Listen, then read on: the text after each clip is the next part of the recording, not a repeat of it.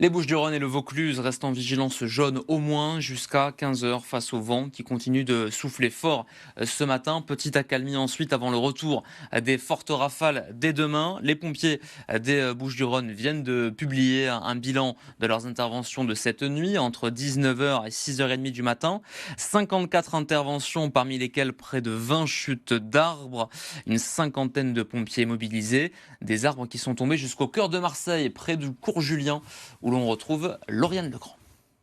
Oui, vous le voyez juste derrière moi, ce platane d'au moins 10 mètres de haut est tombé sur cette route, sur le boulevard Théodore Turner, proche du cours Julien. Un homme a été blessé dans cette chute d'arbre. La zone a été bouclée.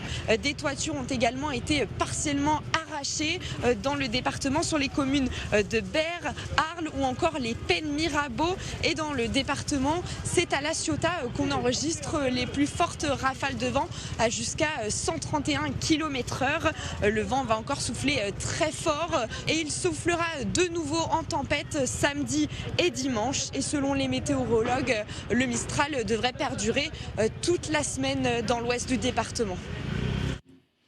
Et prudence ce matin sur les routes, on fera un point à la fin de ce journal, mais il y a notamment une circulation interrompue, je vous en parlais il y a quelques instants, du côté de Châteauneuf. Les Martigues, la circulation est toujours coupée dans les deux sens sur la départementale 568 en raison de la chute d'un arbre à cause donc de ce vent violent.